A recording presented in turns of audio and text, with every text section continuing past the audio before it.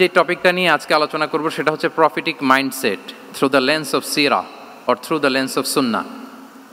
রাসূল সাল্লাল্লাহু আলাইহি ওয়াসাল্লাম ওনার মাইন্ডসেট কেমন ছিল? মাইন্ডসেট শব্দটার সাথে আমরা মোটামুটি পরিচিত না, সবাইকে বলেন মাইন্ডসেট মানে কি? মনস্তত্ত্ব, তাই তো? মানুষের মেন্টাল অ্যাটিটিউড, সে যেভাবে ভাবে, যেভাবে চিন্তা করে, একটা মানুষ তার চারপাশের জগৎটাকে যেভাবে দেখে, যেভাবে ভাবে, যেভাবে চিন্তা করে এবং যেভাবে সে সিদ্ধান্ত নেয়, এটাকে বলে তার mindset, the way of thinking. তো রাসূলুল্লাহ সাল্লাল্লাহু আলাইহি ওয়াসাল্লামের মাইন্ডসেট কেমন ছিল? তিনি বিভিন্ন সিচুয়েশনে কীভাবে এই সিচুয়েশনটাকে ডিল করতেন, ওনার অ্যাপ্রোচ কেমন ছিল, কোন পরিস্থিতিতে কীভাবে রিয়্যাক্ট করতেন, কীভাবে রেসপন্স করতেন, কীভাবে থিঙ্ক করতেন, কীভাবে ডিসিশন মেকিং করতেন, এই টোটাল বিষয়টাকে আজকে আমরা prophetic mindset through the lens of সিরাতে কভার করবার চেষ্টা করবো ইনশাআল্লাহ। একটু ভারী টপিক, তারপরে খুব সহজ করে উপস্থাপন প্রেজেন্টেশন করতে পারলে এটা বোঝা যাবে ইনশাআল্লাহ বিইذنিল্লাহ। তাহলে আমি প্রায়ই রাসূল সাল্লাল্লাহু আলাইহি ওয়াসাল্লামের মাইন্ডসেট বোঝানোর জন্য সিরাতে ঢুকে যাব, মানে রাসূল সাল্লাল্লাহু আলাইহি ওয়াসাল্লামের আসিরা আল আতিরা আল মুবারাকা, ওনার বায়োগ্রাফিতে প্রবেশ করব এবং সেখান থেকে রেফারেন্সগুলো শেয়ার করব আপনাদের সাথে, এবং সুন্নাহ থেকে রেফারেন্স শেয়ার করব, যাতে করে আমাদের কাছে ক্লিয়ার হয় যে ওনার মাইন্ডসেটটা কেমন, দৃষ্টিভঙ্গি কেমন। আমরা অনেকে বলি না যে দৃষ্টিভঙ্গি বদলান তো জীবন বদলে যাবে, এটা বলি না আমরা? তার মানে এটা খুব গুরুত্বপূর্ণ, মাইন্ডসেট খুব গুরুত্বপূর্ণ। আমরা প্রফিটিক মাইন্ডসেট নিয়ে কথা বলবো ইনশাআল্লাহ। আমি আমার রিসার্চে 12টা মাইন্ডসেট খুঁজে পেয়েছি, based on my personal research. আরও কিছু মাইন্ডসেট থাকতে পারে, কিন্তু মেইনলি ঘুরে ফিরে এই 12টার মধ্যেই সীমাবদ্ধ রাসূল সাল্লাল্লাহু আলাইহি ওয়াসাল্লামের মাইন্ডসেট। সেই 12টা মাইন্ডসেট কী কী, আমি পয়েন্টগুলো উল্লেখ করে আমি মূল আলোচনাতে প্রবেশ করছি। প্রথম হচ্ছে গড সেন্ট্রিক মাইন্ডসেট, 2 নম্বরে ভিশন ওরিয়েন্টেড, 3 নম্বরে উইজডম ড্রিভেন, 4 নম্বরে রিফর্ম সেন্ট্রিক, 5 নম্বরে ওপেন মাইন্ডেড, 6 নম্বর এন্টারপ্রেনাল, 7 নম্বর কনসিডারেট, 8 নম্বর ট্রান্সপারেন্ট, 9 নম্বর অ্যাপ্রিসিয়েটিভ, 10 নম্বর হচ্ছে ফ্লেক্সিবল, 11 নম্বর অপটিমিস্টিক, 12 নম্বর হচ্ছে resilient. Based on my research, আমার ক্ষুদ্র গবেষণা আমি খুঁজে পেয়েছি যে রাসূল সাল্লাল্লাহু আলাইহি ওয়াসাল্লাম এই ধরনের মানসিকতার অধিকারী ছিলেন, এই অ্যাপ্রোচের অধিকারী ছিলেন। প্রথম যেই মাইন্ডসেটটা নিয়ে আমরা আলোচনা করব সেটা হচ্ছে গড সেন্ট্রিক মাইন্ডসেট বা আল্লাহ সেন্ট্রিক মাইন্ডসেট। অর্থাৎ রাসূল সাল্লাল্লাহু আলাইহি ওয়াসাল্লাম যে কোনো কাজে তিনি আল্লাহ তাআলাকে ফিল করতেন, সব কিছু ছিল আল্লাহ তাআলা কেন্দ্রিক। যাই তিনি করতেন না কেন, একজন মহান সত্তার সন্তুষ্টির জন্যই তিনি সেটা করতেন। তিনি কে? আওয়াজ করে বলুন, তিনি কে? আল্লাহ সুবহানাহু ওয়া তাআলা। তার সন্তুষ্টির জন্যই তিনি সব কিছু করতেন এবং সবসময় তিনি এটা ফিল করতেন যে আমার আসল ভরসা স্থল হচ্ছে আল্লাহ তাআলা। আসল ভরসা স্থল কে? আল্লাহ তাআলা। এবং আল্লাহকেই তিনি ওনার নিজের অভিভাবক হিসেবে সবসময় চিন্তা করতেন এবং তার দয়ার পরশেই যে আমরা বেঁচে আছি, তিনি যে আমাকে আগলে রেখেছেন, সার্বক্ষণিক এটাকে মনের মধ্যে ধারণ করা, সবসময় এই চিন্তাটা ভেতরে লালন করা, এটাকেই বলে গড সেন্ট্রিক মাইন্ডসেট বা আল্লাহ সেন্ট্রিক মাইন্ডসেট। এই মাইন্ডসেটের অধিকারে যদি আপনি হতে পারেন, আপনি একটা ডিভাইন পাওয়ার শিল্ডের ভেতরে থাকবেন, একটা ডিভাইন প্রোটেকশনে থাকবেন। চারিদিকে তুফান, ঝঞ্ঝা, ঝড়, অনেক কিছু, কোনো কিছুই আপনাকে স্পর্শ করবে না, কারণ আপনার গড সেন্ট্রিক মাইন্ডসেট আছে। একটা মহাশক্তিধর সত্তার সাথে আপনার সংযোগায়ন আছে, কানেক্টিভিটি আছে। সো প্রথম মাইন্ডসেটটা হচ্ছে গড সেন্ট্রিক মাইন্ডসেট। রাসূল সাল্লাল্লাহু আলাইহি ওয়াসাল্লাম সবসময় সব কিছু আল্লাহ তাআলার সন্তুষ্টির জন্য করতেন এবং তিনি ভাবতেন আমার কেউ না থাক, আল্লাহ আছে। যার কেউ নাই তার কে থাকে? আল্লাহ আছে। এটাই হচ্ছে গড সেন্ট্রিক মাইন্ডসেট। আসুন আমরা সিরাতের ভেতরে ঢুকে যাই, যেহেতু আমরা বলেছি থ্রু দ্য লেন্স অফ সিরা। সিরাতের পরতে পরতে, সুন্নাহর পরতে পরতে আমরা দেখব যে তিনি গড সেন্ট্রিক মাইন্ডসেটের অধিকারী ছিলেন কিনা। আল্লাহর হাবিব সাল্লাল্লাহু আলাইহি ওয়াসাল্লাম একবার একটা যুদ্ধ থেকে ফেরার পথে মরুভূমির মাঝখানে সেনাবাহিনীকে থামিয়ে বিশ্রামের ঘোষণা দিলেন যে তোমরা একটু বিশ্রাম নাও।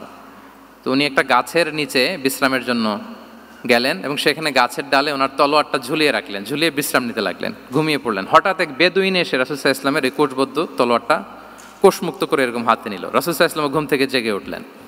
এবার বেদুইন বলতে আরম্ভ করলো, মাইয়ামনাউকা মিন্নি, এই মুহাম্মদ তোমাকে এবার কে বাঁচাবে বলো, এই তো আমার হাতে তলোয়ার, কে বাঁচাবে? সাথে সাথেই আল্লাহর হাবিব সাল্লাল্লাহু আলাইহি ওয়াসাল্লাম উনি উত্তরে বললেন আল্লাহ। উত্তরে কি বললেন? কোনো চিন্তা ভাবনা নাই যে ওরে আঘাত করা যায় কিনা পাল্টা, বা কোনোভাবে ওর কনফিডেন্স ডাউন করা যায় কিনা, এদিক সেদিক কারো সাপোর্ট চাওয়া যায় কিনা, কোনো দিকে না তাকিয়ে কি বললেন? আল্লাহ, সবসময় তিনি আল্লাহ কেন্দ্রিক ছিলেন। এটাকে বলে গড সেন্ট্রিক মাইন্ডসেট। যে কোনো পরিস্থিতিতে তিনি আল্লাহ যে আমার সাথে আছেন এটা কল্পনা করতেন। এবং সুনানে আবু দাউদের একটি বর্ণনা এসছে, রাসূল সাল্লাল্লাহু আলাইহি ওয়াসাল্লাম কানা নবী সাল্লাল্লাহু আলাইহি ওয়াসাল্লাম ইযা হাযাবাহু আমরুন সাল্লা, তাকে যখন কোনো জিনিস বিচলিত করত তিনি জায়নামাজের মুসল্লায় দাঁড়িয়ে যেতেন, সালাতের জন্য দাঁড়িয়ে যেতেন। বিপদে পড়লেই আল্লাহর কাছে সেটা সঁপে দিতেন, শেয়ার করতেন। আমরা বর্তমানে কোনো বিপদে পড়লেই কি করি? আগে কোথায় শেয়ার করি? ফেসবুকে। আসলে করা উচিত কার সাথে? হ্যাঁ, আমার স্ত্রীর সাথে শেয়ার করার আগেও শেয়ার করব কার সাথে? আমার বন্ধুর সাথে শেয়ার করার আগেও শেয়ার করব কার সাথে? আল্লাহর সাথে। আমরা যদি হিজরতের ঘটনাটাকে একটু অ্যানালাইজ করি তাহলে দেখব যে গায়রে সাউরে যখন আল্লাহ রাসূল সাল্লাল্লাহু আলাইহি ওয়াসাল্লাম এবং আবু বকর রাদিয়াল্লাহু তাআলা আনহু ওনারা আশ্রয় নিয়েছিলেন রাত্রিবেলায়, কুরাইশরা যখন খুঁজতেছিল, আবু বকর রাদিয়াল্লাহু তাআলা আনহু বলেন যে কুরাইশদের পা দেখা যাচ্ছে, ওরা যে হেঁটে যাচ্ছে, একটু উকি মারলেই আমাদেরকে দেখা যায়। তিনি অত্যন্ত ভীত সন্ত্রস্ত, তটস্থ, নিজের জন্য নয়, রাসূল সাল্লাল্লাহু আলাইহি ওয়াসাল্লামের সেফটির জন্য। রাসূল সাল্লাল্লাহু আলাইহি ওয়াসাল্লাম আবু বকর রাদিয়াল্লাহু তাআলা আনহুকে বলেন যে আবু বকর চিন্তা করো না, লা তাহজান ইন্নাল্লাহা মা'ানা, আবু বকর চিন্তা করো না, আল্লাহ আমাদের সাথে আছেন। সুবহানাল্লাহ, আমাদের সাথে কে আছেন? আল্লাহ আমাদের সাথে আছেন। এটা হচ্ছে গড সেন্ট্রিক মাইন্ডসেটের উদাহরণ। আপনার মনকে বুঝাতে হবে যে আল্লাহ আমার সাথে আছে। মনকে তুমি বুঝিয়ে বলো আল্লাহ আছে আমার সাথে। এই বাক্যটা মুখস্থ করা যাবে? মনকে তুমি বুঝিয়ে বলো আল্লাহ আছেন আমার সাথে। আপনার পুরো জীবনের সব কাজের সাথে যদি এই বাক্যটাকে মিলিয়ে ফেলতে পারেন দেখবেন যে কোনো কিছুই আপনার ক্ষতি করতে পারতেছে না। এটাকে বলে গড সেন্ট্রিক মাইন্ডসেট। আল্লাহ আমার সাথে আছেন, কেউ নাই কিন্তু আল্লাহ তাআলা আমার সাথে আছেন। এবং গড সেন্ট্রিক মাইন্ডসেটের সবচেয়ে বড় সুবিধা হচ্ছে আপনার মনে কখনো হতাশা কাজ করবে না, হতাশা বাঁধবে না, কারণ আপনার সাথে এক মহাশক্তিধরের কানেক্টিভিটি আছে। তিনি কে বলুন তো আওয়াজ করে? তিনি আল্লাহ। হতাশা আসবে না। এই যে আমাদের জাতীয় জীবনের এখন সবচাইতে বড় বড় সমস্যাগুলোর যদি আমরা লিস্ট করি, একটা বড় সমস্যা হচ্ছে ডিপ্রেশন, তাই না? আমরা ডিপ্রেশনে ভুগি না? আপনাদের ডিপ্রেশন হয় কখনো? আচ্ছা, ডিপ্রেশন কাকে বলে আগে বলে। ডিপ্রেশন হচ্ছে আপনার আর আপনার রবের মাঝে যে দূরত্ব, এটার নাম ডিপ্রেশন। আই রিপিট, আমার আর আমার রবের মাঝে যে গ্যাপ, আমাদের সম্পর্কের যে দূরত্ব, এটার নাম কি? ডিপ্রেশন। আপনি যত আল্লাহর সাথে সম্পর্ক জোরদার করতে পারবেন, ডিপ্রেশন আপনার থেকে দৌড়ে পালাবে। এজন্য আমাদের বিশ্বাসীদের জীবনে কোনো ডিপ্রেশন নাই। আছে? আমাদের ডিকশনারিতে কোনো ডিপ্রেশন আছে বলেন তো? আমাদের সাথে আল্লাহর সম্পর্ক কেমন বলেন? মজবুত? আলহামদুলিল্লাহ পড়ুন সবাই। তাহলে ডিপ্রেশন হচ্ছে আপনার আর আপনার রবের মাঝে যে দূরত্ব, এই দূরত্ব দূর করে দেন, ডিপ্রেশন আপনিই পালাবে। আমরা আরও কিছু সিরা থেকে ইনসিডেন্ট নিয়ে দেখি যে গড সেন্ট্রিক মাইন্ডসেটটা কেমন। দ্বিতীয় হিজরিতে যে বদরের যুদ্ধ হলো, সে বদরের যুদ্ধে ইবনে মাসউদ রাদিয়াল্লাহু তাআলা আনহু তিনি বর্ণনা করেন যে আল্লাহ রাসূল সাল্লাল্লাহু আলাইহি ওয়াসাল্লাম আগামীকাল যুদ্ধ, এর আগের দিন রাতে তিনি হাত তুলে এরকম দোয়া করতেছিলেন। আমরা তো এইভাবে দোয়া করি। আল্লাহর হাবিব সাল্লাল্লাহু আলাইহি ওয়াসাল্লাম তিনি দোয়া করতে করতে ইমোশনালি হাত এরকম উঁচু করে, হাত্তা ইউরা বায়াদু ইবতাইহি, বগলের শুভ্রতা দেখা যাচ্ছিল, উনি দোয়া করতেছিলেন আল্লাহুম্মা আনজিজলি মা ওয়া'আতানি, আল্লাহুম্মা আতিনি মা ওয়া'আতানি, আল্লাহ তুমি যে বিজয় দিবে বলে প্রতিশ্রুতি করেছিল ওই বিজয় আমাদেরকে দাও, ওই ভিক্টরি আমাদেরকে দাও, দোয়া করছিলেন। সাইয়েদনা আলী রাদিয়াল্লাহু তাআলা আনহু উনি বর্ণনা করছেন যে বদরের যুদ্ধের আগের রাতে আমরা সবাই ঘুমোচ্ছিলাম, কিন্তু রাসূল সাল্লাল্লাহু আলাইহি ওয়াসাল্লামকে দেখলাম যে না, উনি হাত তুলে শুধু আল্লাহর কাছে কান্না করছেন, দোয়া করছেন। আবু বকর রাদিয়াল্লাহু তাআলা আনহু উনি বলেন যে আমি যে দেখলাম যে তিনি ফজর পর্যন্ত দোয়া চালিয়েই যাচ্ছিলেন, দোয়া চালিয়েই যাচ্ছিলেন, দোয়া কন্টিনিউ করছিলেন তিনি। এবং দোয়া করতে করতে রাসূল সাল্লাল্লাহু আলাইহি ওয়াসাল্লাম এতটাই ইমোশনাল হয়ে গেলেন যে ওনার গায়ের চাদরটা নিচে পড়ে গেল। আবু বকর রাদিয়াল্লাহু তাআলা আনহু যে বলেন ইয়া নবী আল্লাহ কাফাকা মুনাশাদাতুকা রাব্বাক ফাইন্নাহু সায়ুনজিজু লাকা মা ওয়া'দাক, হে নবী যথেষ্ট, এনাফ ইজ এনাফ, অনেক হয়েছে নবী, আন্না, আর কাঁদতে হবে না, আপনার রব আপনাকে ভিক্টরি বা বিজয় দান করবে ইনশাআল্লাহ। তাহলে দেখেন যুদ্ধের আগের রাতে সেনাপ্রধান কি করে? এই কৌশল ওই কৌশল, কোন দিক দিয়ে অ্যাটাক করা যাবে, ওয়ার স্ট্র্যাটেজি ঠিক করে, তার সাথে যারা আছে তাদের সাথে পরামর্শ করে। কিন্তু রাসূল সাল্লাল্লাহু আলাইহি ওয়াসাল্লাম সব কিছু সেট করে দিয়ে কার সাথে কানেক্টিভিটি গড়েছেন বলুন তো? আল্লাহর সাথে। This is called God centric mindset, Allah centric mindset. আমার হৃদয়টা সবসময় কার সাথে জুড়ে থাকবে? আল্লাহর সাথে, কারণ উনি ছাড়া আমার কোনো ঠিকানাই নেই। তাহলে এই মেন্টালিটি যদি আমরা ধারণ করতে পারি, এটাকে বলে গড সেন্ট্রিক মাইন্ডসেট। তাহলে রাসূলুল্লাহ সাল্লাল্লাহু আলাইহি ওয়া আলিহি ওয়াসাল্লামের যে 12টা মাইন্ডসেটের কথা আমরা বলেছি, তার প্রথমটা হচ্ছে গড সেন্ট্রিক। আল্লাহ তাআলা আমাদেরকে গড সেন্ট্রিক মাইন্ডসেট দান করুক। আমরা যে কোনো পরিস্থিতিতে যেভাবেই থাকি না কেন, আমরা বিপদে আপদে সবসময় ভরসা রাখবো কার উপর? এটাই হচ্ছে গড সেন্ট্রিক বা আল্লাহ সেন্ট্রিক মাইন্ডসেট। আচ্ছা, 2 নাম্বার মাইন্ডসেট হচ্ছে vision oriented mindset. Vision oriented mindset মানে হচ্ছে যার মধ্যে দূরদর্শিতা আছে, ফার সাইটেডনেস আছে, who can anticipate the future, যে ভবিষ্যৎ আগাম অনুমান করে ফেলতে পারে, সামনের পরিস্থিতিকে আগাম অনুমান করতে পারার যে যোগ্যতা বা দীর্ঘমেয়াদী চিন্তা করতে পারার যে ক্যাপাসিটি, এটাকে বলে ভিশন ওরিয়েন্টেড মাইন্ডসেট। এটা আল্লাহ রাসূল সাল্লাল্লাহু আলাইহি ওয়া আলিহি ওয়াসাল্লামকে আল্লাহ তাআলা দান করেছেন। উনি ভবিষ্যৎকে আগাম বুঝতে পারতেন, আগাম অনুমান করতে পারতেন, এবং সে অনুযায়ী তিনি স্ট্র্যাটেজি, প্ল্যান, পরিকল্পনা এটা তিনি সাজাতে পারতেন। এটাকে বলে ভিশন ওরিয়েন্টেড মাইন্ডসেট। এবার আসুন আমরা সিরাতের কিছু ইনসিডেন্টকে সামনে নিয়ে আসি যে তিনি কীরকম ভিশন ওরিয়েন্টেড মাইন্ডসেটের অধিকারী ছিলেন। আমরা সবাই হুদাইবিয়ার ঘটনা জানি না? কত হিজরিতে ঘটেছিল বলুন তো সবাই? 6ষ্ঠ হিজরিতে। লাকাদ সাদাকাল্লাহু রাসূলাহুর রুইয়া বিল হক লাতাদখুলুন্নাল মাসজিদাল হারামা ইনশাআল্লাহু আমিনিন। রাসূল সাল্লাল্লাহু আলাইহি ওয়াসাল্লাম 6ষ্ঠ হিজরিতে মদিনায় স্বপ্নে দেখলেন যে তিনি উমরা করতে যাচ্ছেন। তো নবীদের স্বপ্ন এটা কেবল স্বপ্ন নয়, এটা আল্লাহর পক্ষ থেকে ওয়াহি, রেভেলেশন। তো সেই হিসেবে তিনি 1400 সাহাবা নিয়ে উমরা করতে চলে গেলেন মক্কায়, কিন্তু মক্কাবাসী ঢুকতে দিল না, থামিয়ে দেয়া হলো। তো তখন একটা চুক্তি হয়েছিল, ওই চুক্তিতে বলা হলো, রাসূল সাল্লাল্লাহু আলাইহি ওয়াসাল্লাম লিখতে বললেন যে লিখো মিন মুহাম্মদ রাসূলিল্লাহ, আল্লাহর রাসূল মুহাম্মদের পক্ষ থেকে কুরাইশদের সাথে এই চুক্তি। কুরাইশরা আপত্তি করলো যে না, শুধু মুহাম্মদ লেখা যাবে, রসুলুল্লাহ লেখা যাবে না, কারণ তুমি যে রসুলুল্লাহ, আল্লাহর রসুল, এটা যদি আমরা মেনে নেই তাহলে তোমার সাথে আর আমাদের দ্বন্দ্ব কিসের, আমরা তো ভাই ভাই হয়ে গেলাম, রসুলুল্লাহ কাটো। সাহাবারা কেউ রাজি হয় না, বিশেষ করে ওমরে ফারুক রাদিয়াল্লাহু তাআলা, উনি রাজি হয় না, না না এটা কাটা যাবে না। রাসূল সাল্লাল্লাহু আলাইহি ওয়াসাল্লাম অনেক বলে কয়ে বুঝালেন যে না, দীর্ঘমেয়াদী চিন্তা করতে গেলে আমাদের এখন একটা শান্তি চুক্তির দরকার আছে, যাতে করে আমরা আমাদের গ্লোবাল নেভিগেশন সিস্টেম, দাওয়া সিস্টেমকে আরও স্ট্রং করতে পারি। অনেক বলে কয়ে রাসূলুল্লাহ কাটা হলো। এরপর তারা বলে চুক্তিতে লিখো যে এই বছর উমরা করতে দেয়া হবে না, এই বছর ফিরে যাবেন আপনারা সবাই। এটাও সাহাবারা রাজি হয় না, আল্লাহ রাসূল সাল্লাল্লাহু আলাইহি ওয়াসাল্লাম রাজি হলেন।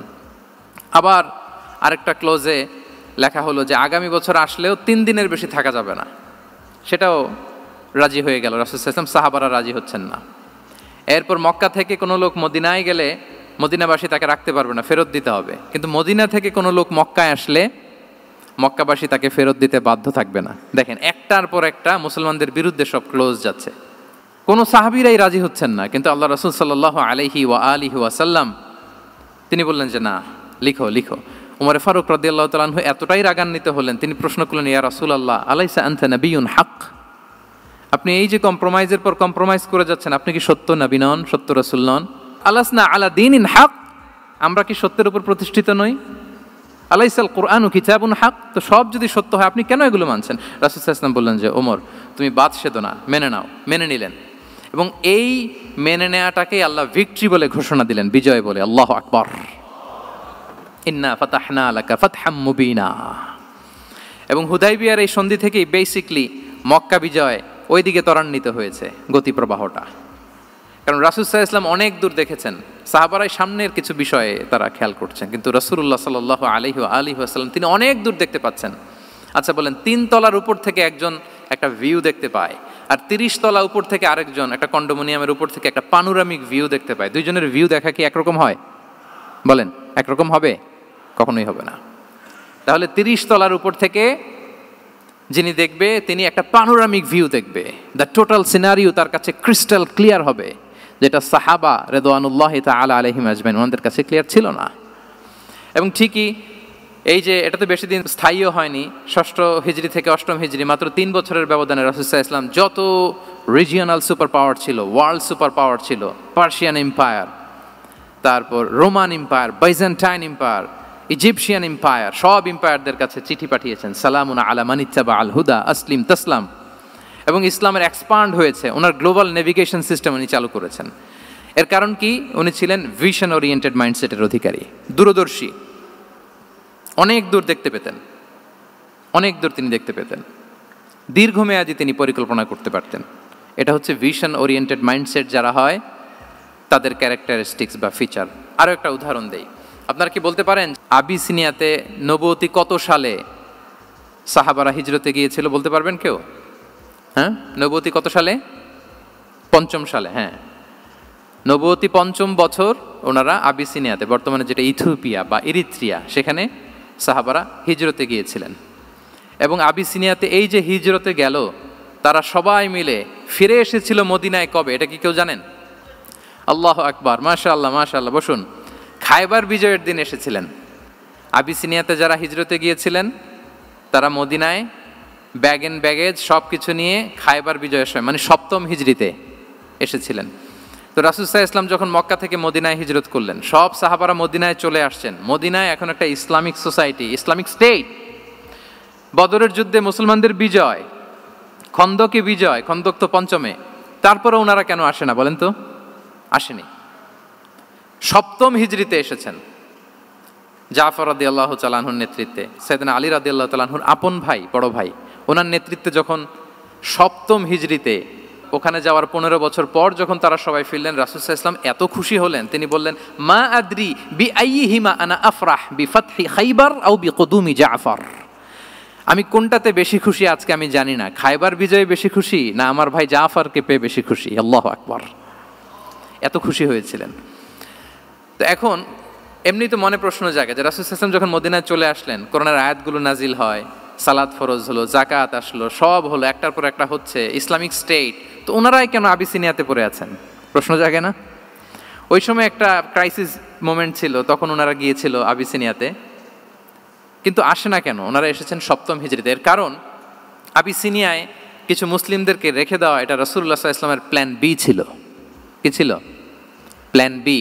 রাসূল সাল্লাল্লাহু আলাইহি ওয়াসাল্লাম অপেক্ষা করছিলেন যে মদিনাকে প্রথমে ইন্টারনাল যত থ্রেট আছে এগুলো থেকে মুক্ত করতে হবে, এরপরে মদিনাকে যত এক্সটার্নাল থ্রেট আছে এগুলো থেকে মুক্ত করতে হবে। সব যখন মুক্ত করে উনি দেখলেন যে না, মদিনা সেফ জোন, এখন আর আলাদা একটা বেইজ, একটা এক্সট্রা সেফ জোন বা এডিশনাল বেইজ আমার কোথাও দরকার নাই। তখনই তিনি লোক পাঠালেন যে যাও, জাফরের নেতৃত্বে আবিসিনিয়ায় যারা হিজরত করেছে তারা সবাই মদিনায় চলে আসো। সুবহানাল্লাহ বিহামদি। তাহলে একটা প্ল্যানে কাজ করতেন না, আমরা তো এরকম করি, একটাই প্ল্যান। প্ল্যান কয়টা? এটা যদি ওয়ার্ক না করে শেষ, আমও নাই, সালাও নাই। কিন্তু রাসূলুল্লাহ সাল্লাল্লাহু আলাইহি ওয়া আলিহি ওয়াসাল্লামের প্ল্যান এ ছিল, প্ল্যান বি ছিল, প্ল্যান সি ছিল। প্ল্যান এ ওয়ার্ক না করলে প্ল্যান বিতে যেতেন, বি ওয়ার্ক না করলে সিতে যেতেন, এইভাবে তিনি কাজ করতেন। তাহলে এটা হচ্ছে বেসিকলি ভিশন ওরিয়েন্টেড মাইন্ডসেটের অধিকারী যারা, তারা এটা করে, যারা ফিউচারকে অ্যান্টিসিপেট করতে পারে, আগাম অনুভব করতে পারে যে কি হতে পারে সামনে। এই যে বাংলাদেশের বিভিন্ন প্ল্যান পরিকল্পনায় আমরা দেখা যায় যে এখান দিয়ে একটা ব্রিজ করে পরে ভাঙতে হয়, রাস্তা একটা তৈরির পরে ভাঙতে হয়, কোথায় এক টানেল হয়ে আছে প্রতি মাসে মাসে এখন লস হয়, তারপর 1 ঘন্টা বৃষ্টি হলে পুরো ঢাকা শহর এটা বন্যা হয়ে যায়। এগুলো হচ্ছে একাধিক প্ল্যান না থাকা, ভিশনারি অ্যাটিটিউডের অধিকারী না হওয়ার কারণে এই ঝামেলাগুলো আমাদের হচ্ছে। তো প্রফেটিক সিরার এই প্রফেটিক মাইন্ডসেট থেকে আমাদের নেয়ার বিষয় হচ্ছে এটা, যে আমাদেরকে ভিশনারি অ্যাটিটিউডের হতে হবে। রাসূল সাল্লাল্লাহু আলাইহি ওয়াসাল্লাম ভিশন ওরিয়েন্টেড মেন্টালিটির ছিলেন। আগাম আজ থেকে 50 বছর পরে বাংলাদেশে কি ক্রাইসিস হতে পারে, আজ থেকে ঠিক 100 বছর পরে বাংলাদেশে কি হতে পারে, ওই রোডম্যাপকে সামনে রেখে আমাদেরকে প্ল্যান করতে হবে। এটাকে বলে ভিশন ওরিয়েন্টেড মাইন্ডসেটের অধিকারী হওয়া। 3 নাম্বার হচ্ছে উইজডম ড্রিভেন মাইন্ডসেট। উইজডম মানে হচ্ছে প্রজ্ঞা। প্রজ্ঞা কি? জ্ঞান আর কমন সেন্স দুইটা একসাথে হইলে ওইটার প্রজ্ঞা বলে। When the knowledge and common sense join together, it reflects as wisdom. আপনার জ্ঞান এবং আপনার কমন সেন্স একসাথে হইলে ওইটা উইজডম হয়ে যায়। রাসূল সাল্লাল্লাহু আলাইহি ওয়াসাল্লাম ছিলেন প্রজ্ঞায় সমৃদ্ধ এক মননের অধিকারী। ওনার সব কিছুতেই প্রজ্ঞা ছিল। উইজডম ইন গিভিং অ্যাডভাইস, উপদেশ দেওয়ার সময় ছিল। উইজডম ইন পলিসি মেকিংয়ের সময় সেখানে প্রজ্ঞা ছিল। Wisdom in action strategic plan, কোনো স্ট্র্যাটেজিক প্ল্যানের ক্ষেত্রে প্রজ্ঞা ছিল। রাসূল সাল্লাল্লাহু আলাইহি ওয়াসাল্লাম একই প্রশ্নের উত্তর এক একজনকে এক একভাবে দিতেন। অনেক সাহাবারা জিজ্ঞেস করতেন যে রাসূলুল্লাহ একই প্রশ্ন, একে বললেন এইটা, ওরে বললেন ওইটা, ওরে বললেন আরেকটা, এটা কেন? তো রাসূল সাল্লাল্লাহু আলাইহি ওয়াসাল্লাম বললেন যে আমি জানি ওর কিসে ঘাটতি, আমি জানি ওর কি প্রয়োজন, আমি জানি ওকে কোন নাসিহাটা দিলে কাজ করবে, ফলে এক একজনকে আমি এক একভাবে ক্লারিফাই করেছি। আল্লাহু আকবার। This is called wisdom. আচ্ছা, উইজডম, রাসূল সাল্লাল্লাহু আলাইহি ওয়াসাল্লাম যে উইজডম ড্রিভেন মাইন্ডসেটের অধিকারী ছিলেন, এটার কয়েকটা এক্সাম্পল আমরা সিরাত থেকে দেখি। মক্কা বিজয় হয়েছে কত হিজরিতে? অষ্টম হিজরিতে যখন মক্কা বিজয় হলো, তখন রাসূল সাল্লাল্লাহু আলাইহি ওয়াসাল্লাম আম্মাজান আয়েশার সাথে গল্প করছিলেন আর বলছিলেন, আয়েশা, লাউলা হাদাসাতু আহদি কওমিকা বিল কুফরি লানাকাতুল কাবাতা ওয়ালা জাআলতুহা আলা আসাসি ইব্রাহিম। আয়েশা, তোমার এই মক্কাবাসী, তোমার এলাকার লোকজন যদি একটা কেওস সৃষ্টি না করতো, তাহলে কাবার যে আসল শেপ, আমি ওই আসল শেপে এটাকে ফেরত নিতাম, কিন্তু নিতে গেলে এখন একটা ঝামেলা বাঁধবে, এজন্য নিব না। ব্যাপারটা হচ্ছে, আমরা এখন যে কাবাটাকে দেখি এটা হচ্ছে স্কয়ার আকৃতির। স্কয়ার মানে কি? বর্গাকৃতি, তাই তো? বর্তমান কাবা কোন আকৃতির বলেন তো? একটা বড় কিউবের সাইজ না? দূর থেকে দেখলে মনে হয় একটা বড় কিউবের সাইজ, কিউবের আকৃতি মানে স্কয়ার, চতুর্ভুজ। কিন্তু সাইয়েদনা ইব্রাহিম আলাইহিস সালাম যে কাবা নির্মাণ করেছিলেন, এটা কিন্তু এরকম কিউব ছিল না, ওটা ছিল রেক্ট্যাঙ্গেল। রেক্ট্যাঙ্গেল ছিল, মানে আয়তাকৃতির ছিল, এরকম লম্বা। এই যে এই টেবিলটা যেরকম, টেবিলের যে শেপ এরকম ছিল, এরকম লম্বা কাবা ঘর ছিল আয়তাকৃতির। কিন্তু এখন এটা কমে স্কয়ার আকৃতির হয়ে গেছে। এর কারণটা কি? কাবা একবার ওখানে অগ্নিকাণ্ড ঘটার কারণে ধ্বংস হয়েছিল, ফলে কাবাকে আবার রিনোভেশন করা লেগেছিল, পুনর্নির্মাণ। তো কুরাইশরা সিদ্ধান্ত নিয়েছিল, কাবা পুনর্নির্মাণে আমরা কোনো হারাম টাকা ইউজ করব না, যার কাছে যত হালাল টাকা আছে নিয়ে আসা হলো। কিন্তু হালাল টাকা যতটুকু জমা হয়েছে, এটা দিয়ে পুরো কাবা নির্মাণ হয় না, অর্ধেক হয়। ফলে কাবা যে আয়তাকৃতির ছিল সেটা না হয়ে গেছে কি বলেন? বর্গাকৃতির, মানে স্কয়ার। ওই স্কয়ার কাবাই আজ পর্যন্ত রয়ে গেছে। কিন্তু ওই যে আয়তক্ষেত্রের যে শেপের মধ্যে যতটুকু জায়গা বাকি ছিল, ওইখানে দেখবেন একটা ক্রিসেন্টের মতো আছে, হেজরে ইসমাইল, হাতিমে কাবা বলে। ওইটার ভিতরে নামাজ পড়া আর কাবার ভিতরে নামাজ পড়া একই হুকুম। ওইটার ভিতরে নামাজ পড়া আর কাবার ভিতরে নামাজ পড়া কি একই হুকুম। ফলে ওই হাতিমের ভেতরে ফরজ সালাত আদায় হয় না, নফল সুন্নাত পড়া যায়। এমনকি কাবার ভেতরেও ফরজ সালাত আদায় করলে আদায় হবে না, কারণ নামাজের ফরজের মধ্যে একটা ফরজ হচ্ছে ইলা জিহাতিল কাবা, টু দ্য ডাইরেকশন অফ কেবলা। আপনার কেবলা মুখী হইতে হবে না। আপনি তো কাবার ভিতরে ঢুকে গেছেন, এখন কাবা কোন দিকে? কাবা তো নাই, বের হইতে হবে। বের হয়ে কাবা মুখী হলে সালাত হবে। I think you got the point. তো তাহলে রাসূল সাল্লাল্লাহু আলাইহি ওয়াসাল্লামের উইজডম বা প্রজ্ঞাটা এখানে দেখেন। আম্মাজান আয়েশা রাদিয়াল্লাহু তাআলা আনহাকে উনি বললেন যে, আয়েশা, মক্কা তো বিজয় হলো, মক্কার কন্ট্রোল তো এখন আমার হাতে। চাইলে আমি কাবাকে ভেঙে সেই ইব্রাহিম আলাইহিস সালামের যে বেইজ, ওরকম লম্বা করে শেপ দিতে পারি, কিন্তু দিব না। কেননা দিলে মক্কা একটা ক্যাওস হতে পারে। কি হতে পারে? কারণ তারা একেবারে ভেরি রিসেন্ট মুসলমান হয়েছে, তারা না বুঝেই বলবে যে সেই আদি কাবা, মুহাম্মদ এই কাবার অপমান করেছে, কাবাকে ভুলুণ্ঠিত করেছে, সম্মানকে নষ্ট করেছে, এরকম একটা কোশ্চেন রাইজ করতে পারে। এই জন্য আমি করলাম না।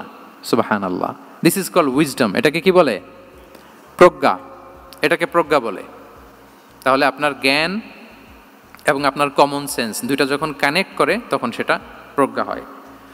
প্রজ্ঞার আরেকটা উদাহরণ যদি দেই সিরাত থেকে, রাসূল সাল্লাল্লাহু আলাইহি ওয়াসাল্লামের যে কনফ্লিক্ট রিজলভিং ক্যাপাসিটি ছিল, যখন কাবাকে পুনর্নির্মাণ করা হচ্ছে, তখন হাজরে আসওয়াদকে বের করা লেগেছিল, এবং রিনোভেশন শেষে আবার হাজরে আসওয়াদকে তার জায়গা মতো, মানে ব্ল্যাক স্টোন, যেটাতে চুমু দিলে মানুষের গুনাহ মাফ হয়ে যায়, হাজরে আসওয়াদ, চিনতে পেরেছেন না?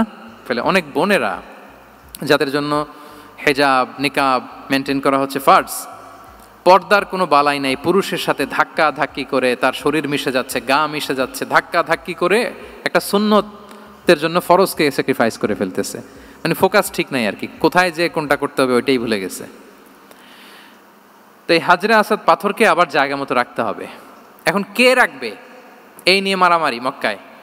বড় বড় চারটা গোত্র বলে, এই গোত্র বলে আমি রাখবো, এই গোত্র বলে আমি রাখবো, আরেক গোত্র বলে রক্তের গঙ্গা বইয়ে দেবো মক্কায়, কিন্তু এই সম্মান অন্যকে নিতে দিব না, কারণ ইটস ভেরি প্রেস্টিজিয়াস ইস্যু।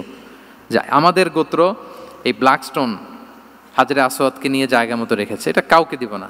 তো সবাই যখন মারমুখী, তখন আল্লাহ রাসূল সাল্লাল্লাহু আলাইহি ওয়া আলিহি ওয়াসাল্লাম তিনি সমাধান দিলেন যে মারামারির দরকার নাই, একটা চাদর নিয়ে আসো। নিয়ে আসা হলো। 4 গোত্রের 4 লিডারকে বললেন, চাদরের 4 কোণা ধরো। 4 জন 4 কোণা ধরলো। রাসূল সাল্লাল্লাহু আলাইহি ওয়াসাল্লাম তিনি পাথরটা নিয়ে মাঝখানে রাখলেন। এবার 4 নেতাকে বললো, আসো, জাতীয় 4 নেতা চলে আসো, কাবার সামনে চলে আসলো।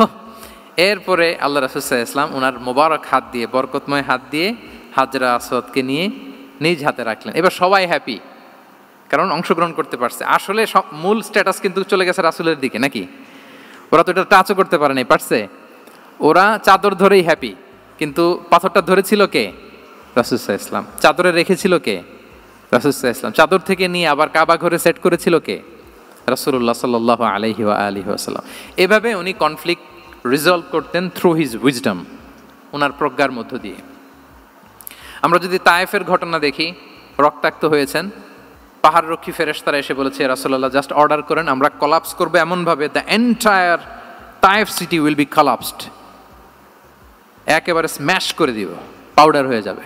রাসূল সাল্লাল্লাহু আলাইহি ওয়াসাল্লাম বললেন না, বাল আরজু আন ইউখরিজাল্লাহু মিন আসলাবিহিম মান ইয়াবুদুল্লাহ ওয়াহদাহু ওয়া লা ইউশরিকু বিহি শাইআ। তিনি বললেন না, ওদেরকে ধ্বংস করে দিও না, ওদেরকে ধ্বংস করলে লা ইলাহা পড়বে কে? সুবহানাল্লাহ। কি উইজডম ড্রিভেন ছিলেন উনি। উনি বলেন যে আমি আশা করি, প্রত্যাশা রাখি, দোয়া করি যে ওরা আমাকে প্রত্যাখ্যান করেছে, কিন্তু ওদের যে নেক্সট জেনারেশন ওরা সাক্ষী দেবে আশহাদু আল্লাহ ইলাহা ইল্লাল্লাহ ওয়া আশহাদু আন্না মুহাম্মাদার রাসূলুল্লাহ। এবং তাই হয়েছে। এখন তায়েফে যান, চারদিক থেকে আল্লাহু আকবার ধ্বনিতে মুখরিত তায়েফ, এবং এত চমৎকার শহর, এটা একটা ট্যুরিস্ট ডেস্টিনেশন হয়ে গেছে। সৌদি আরবিয়াতে যারা যায়, তায়েফ না গেলে লোকদের ভালো লাগে না। ঠান্ডা, সবুজ শ্যামল, রেইনফল হয়, ফলমূল পাওয়া যায়। আব্দুল্লাহ ইবনে আব্বাস রাদিয়াল্লাহু তাআলা আনহুর স্মৃতিধন্য মসজিদ আছে, অনেকগুলো ইউনিভার্সিটি আছে, ইসলামিক ইনস্টিটিউশন আছে। এই যে নয়নাভিরাম তায়েফ, এটা রাসূল সাল্লাল্লাহু আলাইহি ওয়াসাল্লামের উইজডমের ফসল। ওই দিন যদি রাগের চোটে বলতো যে হ্যাঁ দাও, স্ম্যাশ করে দাও, তাইলে এই যে যারা শাহাদা পড়েছে, নও মুসলিম হয়েছে, এটা কিন্তু হতো না। তাহলে এটা হচ্ছে রাসূল সাল্লাল্লাহু আলাইহি ওয়াসাল্লামের প্রজ্ঞার একটা উদাহরণ। আর একটা উদাহরণে যাই। রাসূল সাল্লাল্লাহু আলাইহি ওয়াসাল্লাম যখন আকাবার দ্বিতীয় শপথ করে ফেললেন ইয়াসরিববাসীর সাথে, তখনও মদিনা হয়নি, তো তখন মদিনাবাসী বলল যে রাসূলুল্লাহ আপনি তো এখনো হিজরত করবেন না, তো আমাদেরকে কোরআন শিখাবে কে, সালাত শিখাবে কে, আপনি একজন দায়ী পাঠান, আমাদের সাথে একজন টিচার দেন। রাসূল সাল্লাল্লাহু আলাইহি ওয়াসাল্লাম তখনও মদিনাতে হিজরতে যাননি, আমাদের সাথে একজন দায়ী পাঠাবেন। তো রাসূল সাল্লাল্লাহু আলাইহি ওয়াসাল্লাম একজনকে দায়ী হিসেবে পাঠিয়েছিলেন। বলেন ওই দায়ীর নাম কি?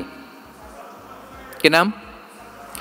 মুসআব ইবনে উমাইর রাদিয়াল্লাহু তাআলা আনহু, যিনি উহুদের যুদ্ধে শহীদ হয়েছিলেন, উনাকে পাঠিয়েছিলেন। দেখেন, উনি আবু বকর রাদিয়াল্লাহু তাআলা আনহুকে পাঠান নাই, পাঠিয়েছেন ওমরে ফারুককে, ওসমান রাদিয়াল্লাহু তাআলা আনহু, আলী রাদিয়াল্লাহু তাআলা আনহু, কাউকে পাঠাইছেন? কারে পাঠালেন? মুসআবকে। এর কারণ হচ্ছে উনি দেখতে খুব স্মার্ট ছিলেন, খুব ড্যাশিং ফেসের অধিকারী ছিলেন, মক্কার এলিট ফ্যামিলির একজন যুবক ছিলেন, এবং উনি সবচাইতে দামি দামি পারফিউম কালেক্ট করে ওইটা দিতেন। উনি মক্কার কোনো রাস্তা দিয়ে হেঁটে গেলে লোকজন বুঝতো এই রাস্তা দিয়ে কিছুক্ষণ আগে হেঁটে গিয়েছে মুসআব ইবনে উমাইর। সুবহানাল্লাহ। আমরা বাংলায় বলি না যে আগে দর্শনদারি পরে গুণবিচারী, এই কথাটার সাথে পরিচিত আপনারা? আগে দর্শনদারি পরে গুণবিচারী। আল্লাহ তাআলা এক একজনকে আমাদেরকে এক এক অবয়বে সৃষ্টি করেছেন। হুয়াল্লাযী ইউসাউবিরুকুম ফিল আরহামি কাইফা ইয়াশা। আল্লাহর একটা নাম হচ্ছে তিনি আল মুসাউবির, দ্য ডিজাইনার। মায়ের গর্ভে থাকতেই আমাদের কার চেহারা, কার কণ্ঠস্বর, কার স্কিন কালার, কে কীরকম হব, সব ফিক্স তিনি ঠিক করে দিয়েছেন। এটা আল্লাহর দেয়া। কিন্তু রাসূল সাল্লাল্লাহু আলাইহি ওয়াসাল্লামের উইজডমের ব্যাপার হচ্ছে তিনি আবু বকর রাদিয়াল্লাহু তাআলা আনহু, ওমর রাদিয়াল্লাহু তাআলা আনহু, ওসমান আলী, কাউকে চুজ না করে কাকে পাঠালেন? মুসআব ইবনে উমাইরকে, যে তাকে দেখলেই সবাই আগে